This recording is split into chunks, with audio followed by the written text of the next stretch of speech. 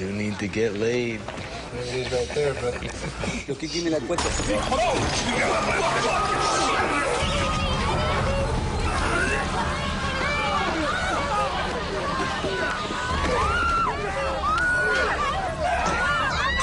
On attaque cette émission avec l'incarnation d'un cinoche qui se voudrait badass, mais qui ne s'assume pas une seconde. Je parle bien sûr de la sortie en salle le 10 janvier de Bad Times de David Ayer avec Christian Bale et Freddy Rodriguez. Un polar urbain aussi brut de décoffrage qu'existentialiste, mais qui s'avère d'un conformisme idéologique assez terrifiant. Narrant la virée cauchemardesque de deux jeunes loupards de Los Angeles qui, en essayant vainement de trouver des boulots respectables, plongent à nouveau dans la violence, Bad Times se veut un pur polar orienté West Coast et centré sur ses personnages dans la lignée de Training Day ou Dark Blue.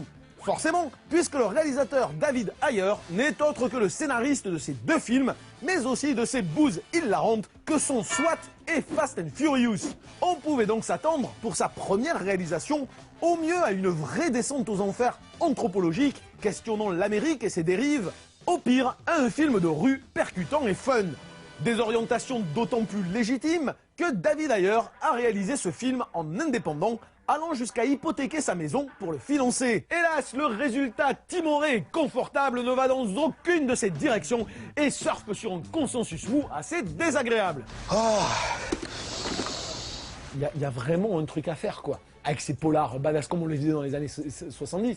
C'est limite un genre en soi, le polar urbain à Los Angeles. Cette ville complètement chaotique, quoi, tu vois, où tu passes, où tu as l'impression que tu as ce qu'avait très bien capté Michael Mann dans Collatéral, quoi, où vraiment tu vois des hyènes passer au milieu de la route, où tu passes d'un terrain de vague, tu as l'impression qu'il n'y a jamais rien qui a été construit depuis 200 ans, à tout d'un coup des buildings plantés au milieu de nulle part.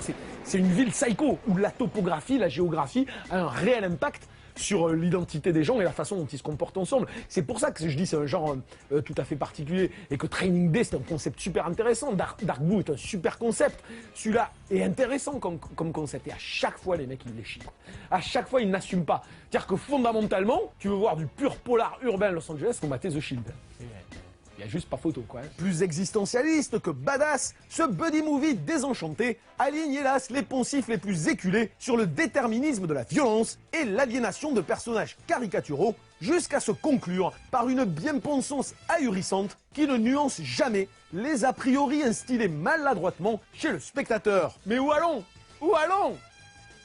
Moi je vous le demande, mais le monde, où allons? C'est que d'entrée, David Ayer orchestre une mise en scène et des situations scénaristiques en retrait. Chaque scène est en fait un non-événement qui ne permet jamais au personnage d'exister réellement. Le réalisateur prépare une situation dramatique, un meurtre, un passage à tabac, la promesse d'une dérive d'un personnage, mais désamorce systématiquement ses enjeux.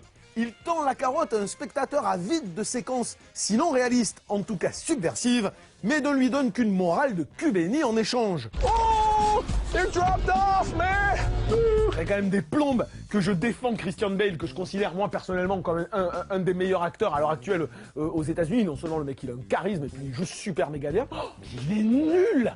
C'est hallucinant! Dès le début du film, au bout de 15 minutes, t'as envie de les tarter, quoi, lui et Freddy Rodriguez. C'est-à-dire, pour jouer genre les petits loupards de la rue, qui sont en plus en costard-cravate, parce que vraiment le film, ça se passe genre sur une journée, un peu plus d'une journée, ils sont censés aller se trouver un boulot, quoi, tu vois, mais en fait, ils se laissent entraîner, ils vont fumer des pètes, et ils passent leur temps à s'interpeller en disant « Hey, yo, dude !» Tu vois, et c'est du dude, tous les 3 mots, quoi.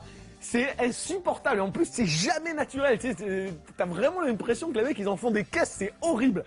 Dude, she called me a gift wrap turd. Ce qui nous fait dire que les échecs successifs de Training Day et Dark Blue, parce que bon, Dark Blue est une catastrophe, Training Day est quand même à moitié une catastrophe. Il y a des bons petits trucs dedans, mais tout n'est pas génial. Donc ça nous fait dire que les échecs de ces films, c'était pas le seul fait des dictats des studios, mais bien l'incapacité de David Ayer à aller au bout de ses intentions.